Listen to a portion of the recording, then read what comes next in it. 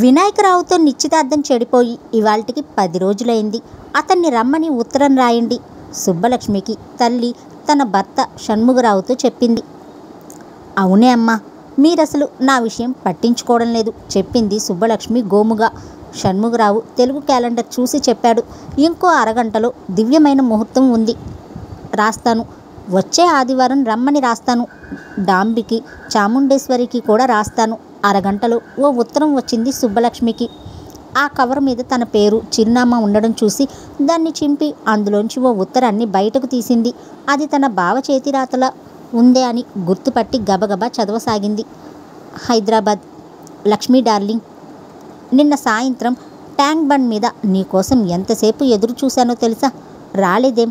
నీకోసం చంద్రుని కోసం ఎదురు చూసే చకోర పక్షిలా చూశాను. స్వాతివాన కోసం ఎదురు చూసే ముత్యపు చిప్పలా ఎదురు చూశాను.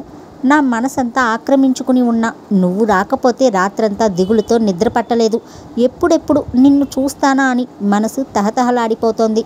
ఇక ఇలా ఎదురుచూపులతో విసిగి వేశారే కంటే మనం వివాహం చేసుకోవడం ఉత్తమం అని అనిపిస్తోంది. నువ్వెప్పుడు కరెక్ట్గా ఆలోచిస్తావని మరోసారి రుజువు చేశావు. నీ మందస్మిత దరహాస ముఖారవిందం చూడాలనిపిస్తోంది. అన్నట్లు నీకు ఓ వెరిదాని గురించి చెప్పలేదు కదూ. సుబ్బలక్ష్మి అని ఓ పిచ్చిది ఉంది. దానికి నాకు ముడిపెట్టాలని మా నాన్న ప్రయత్నం. అదంటే నాకు పరమ అసహ్యం. అది గుర్తుకు రాగానే బాత్రూంలోకి వెళ్ళి డోక్కొని వచ్చి కూర్చుని మళ్ళీ ఇది రాస్తున్నాను. దానికి నన్ను చేసుకోవాలని ఉందంట. నా మనసంతా నీవే నిండి ఉన్నావు. మొన్న రాత్రి సినిమా హాల్లో నువ్విచ్చిన తీయటి ముద్దు ఎంత బాగుందో తెలుసా?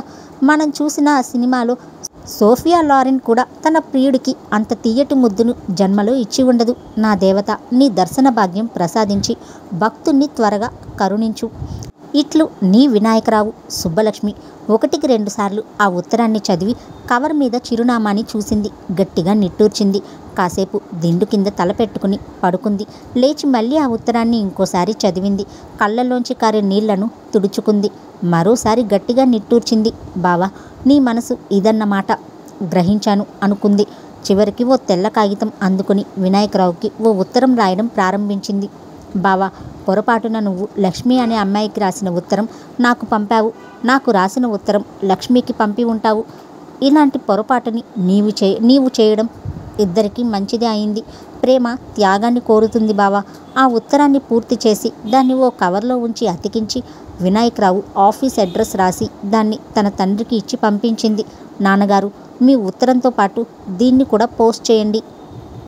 బావకి రాశావా? చెప్తే ఆ ఉత్తరాన్ని కూడా ఇందులోనే ఉంచేవాణ్ణిగా. 2 కవర్లు దేనికి తల్లి? దండగా చెప్పాడు షణ్ముగరావు. చింపకు నాన్నగారు, దీన్ని ఇలాగే పోస్ట్ చేయండి చెప్పింది. ఒంట్లో నలతగా ఉందా? అలా నీరసంగా మాట్లాడుతున్నావు అడిగాడు షణ్ముగరావు కూతురి వంక పరిశీలనగా చూసి. సుబ్బలక్ష్మి ఆ ప్రశ్నకు జవాబు చెప్పలేదు. చిన్నగా నిట్టూర్చింది. ఈ ఆదివారం బావ, డాంబి అంతా వస్తారు. వచ్చే నెలాఖరులో ముహూర్తాలు పెట్టుకుందామని రాశాను చెప్పాడాయన కూతురికి. మీకేది మంచిదనిపిస్తే అలా చేయండి చెప్పింది సుబ్బలక్ష్మి. మరోసారి గట్టిగా నిట్టూర్చి లోపలికి వెళ్ళిపోయింది. ఆ 2 ఉత్తరాలతో షణ్ముగరావు పోస్టాఫీస్ వైపుకి నడిచాడు. ఆ రోజు మధ్యాహ్నం ఎల్ఐసికి వినాయకరావు ఫోన్ వచ్చింది.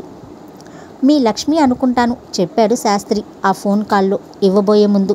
హలో వినిపించింది ఆదిలక్ష్మి కంఠం. హలో వినాయకరావుని చెప్పాడు వినాయకరావు. చూడండి, ఇవాళ సాయంత్రం ఓసారి మనం కలుద్దాం చెప్పింది ఆదిలక్ష్మి. ఎక్కడా అడిగాడు వినాయకరావు. చిక్కడపల్లి లైబ్రరీలో. అదెక్కడా?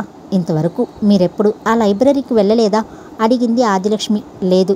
ఎవరినైనా కనుక్కోండి. లైబ్రరీలో సాయంత్రం 5:30కి కలుద్దాం. మీతో ఓ ముఖ్యమైన విషయం మాట్లాడాలి. అలాగే. లైబ్రరీలో ఎక్కడా?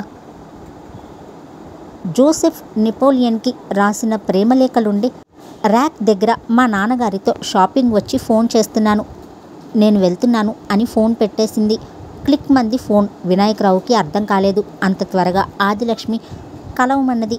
అంటే ఏ ముఖ్యమైన విషయం మాట్లాడబోతుందా అని ఆలోచిస్తూ ఉన్నాడు. తన ఆలోచనలు పరిపరి విధాలా పోయాయి. సాయంత్రం ఆఫీస్ నుంచి చిక్కడపల్లిలోని గ్రంథాలయానికి వెళ్ళాడు. లైబ్రరీని అడిగాడు జోసెఫిన్ నెపోలియన్కి రాసిన ప్రేమలేఖల ర్యాక్ ఎక్కడ ఉంటుంది అని. ఇంగ్లీష్ పుస్తకాలుండే సెక్షన్లో లిటరేచర్ అన్న బోర్డుకి రైట్ సైడ్లో ఫ్రెంచ్ విభాగంలో చెప్పాడతను. థ్యాంక్స్.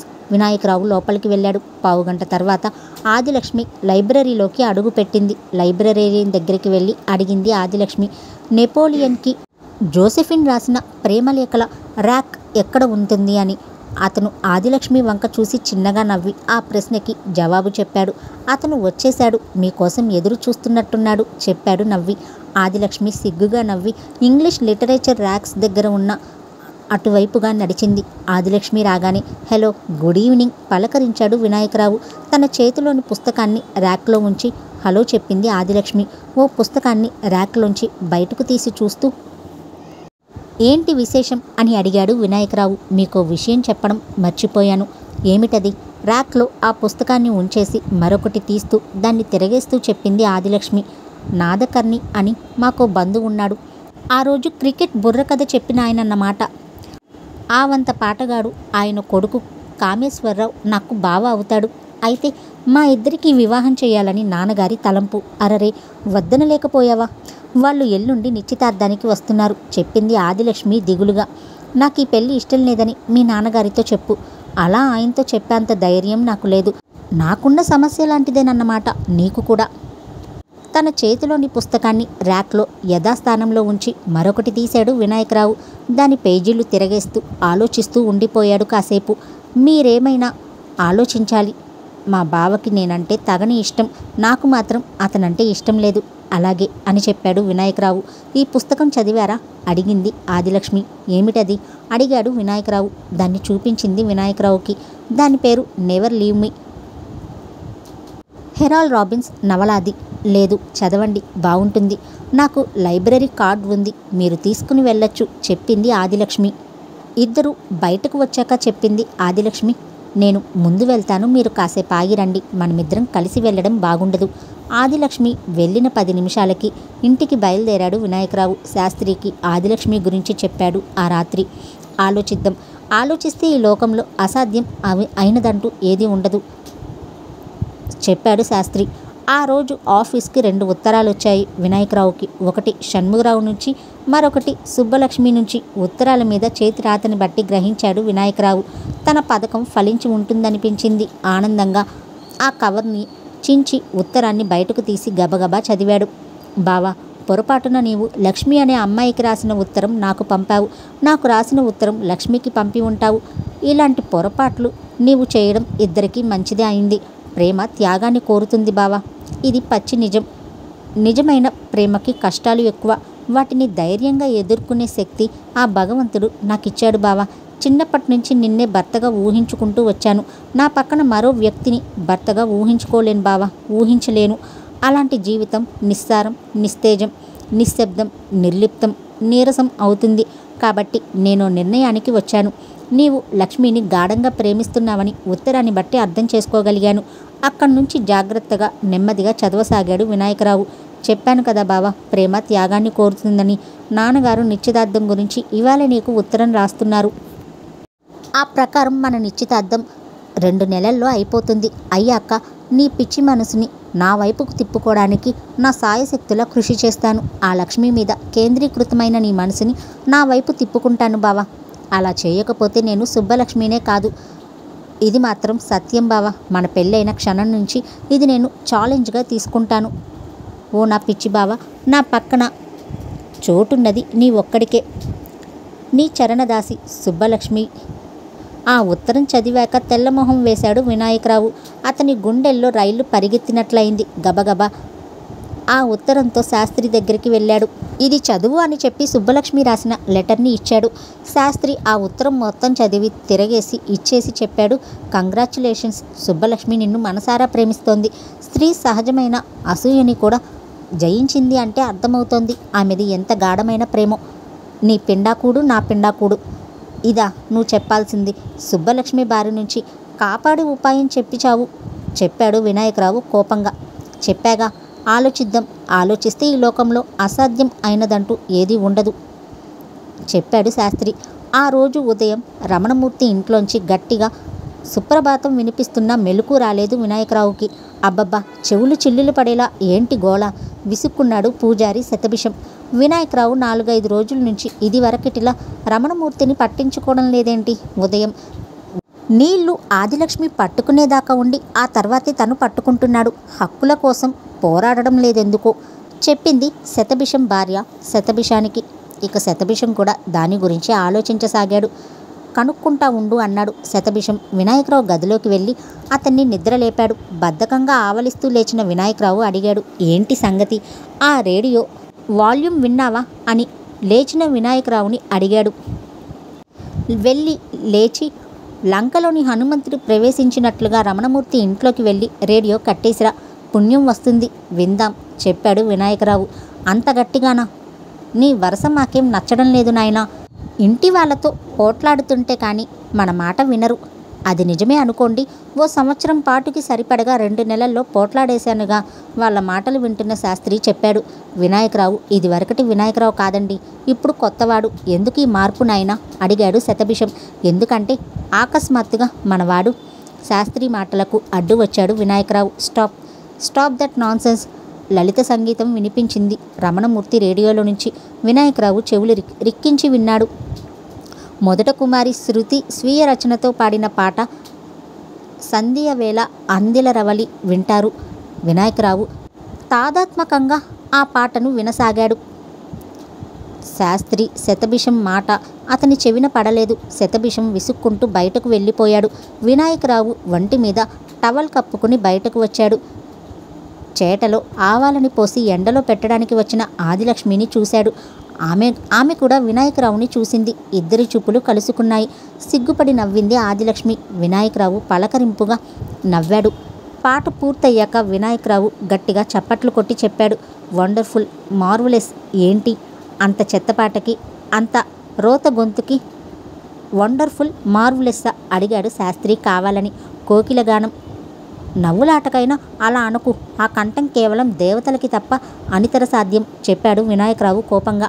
ఆదిలక్ష్మి సిగ్గుతో తలవంచుకుంది. అబ్బే, నీ టేస్ట్ చాలా పూర్ టేస్ట్ చెప్పాడు శాస్త్రి మళ్ళీ గట్టిగా. నీదే అసలు కంఠం బాగుండబట్టే రేడియో స్టేషన్ పనిచేస్తుంది. శృతి, బాలమురళీ కృష్ణ లాంటి వాళ్ళ పాటలు ప్రసారం చేయకపోతే ఎప్పుడో అంతా రేడియోలు అమ్మేసుకునేవారు.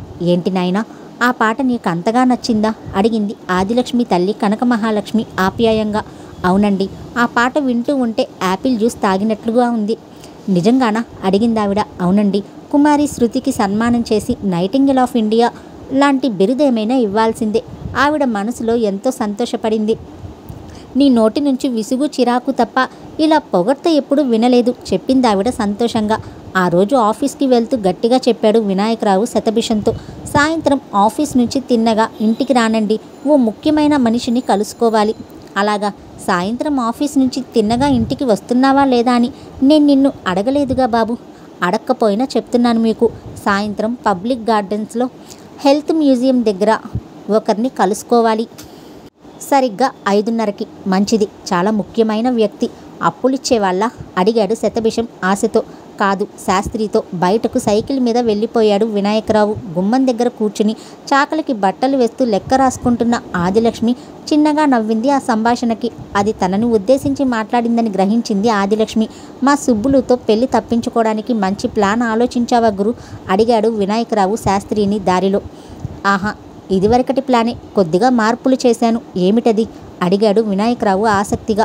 నిన్ను నిశ్చితార్థానికి పిలిచింది ఎప్పుడన్నావు? వచ్చే ఆదివారం. ఇంకా చాలా టైం ఉంది. రాత్రికి బీర్ కొట్టించు, పూర్తిగా ఆలోచిస్తాను. నో. అయితే నేను నో చెప్పాడు శాస్త్రి. ఆ రోజు సాయంత్రం 5:15 నుంచే వినాయకరావు పబ్లిక్ గార్డెన్స్లో హెల్త్ మ్యూజియం ముందు బీట్ వేశాడు. అతను ఊహించినట్లుగానే ఆదిలక్ష్మి వచ్చింది అరగంట ఆలస్యంగా. అమ్మయ్య, మీకు అర్థమైందో లేదో, వస్తారో రారో అనుకున్నాను చెప్పాడు వినాయకరావు ఆనందంగా. బయటకు రావాలంటే మా అమ్మే మనదు, కానీ నాన్నతోనే చిక్కు చెప్పింది ఆదిలక్ష్మి. ఇద్దరు పచ్చటి గడ్డిలో కూర్చున్నారు. ఇది చదవండి, ఓ ఉత్తరం వచ్చింది అని ఆదిలక్ష్మి తనకి వచ్చిన ఉత్తరాన్ని వినాయకరావుకి ఇచ్చింది. గబగబా దాన్ని విప్పి చదువుతూ ఉన్నాడు వినాయకరావు.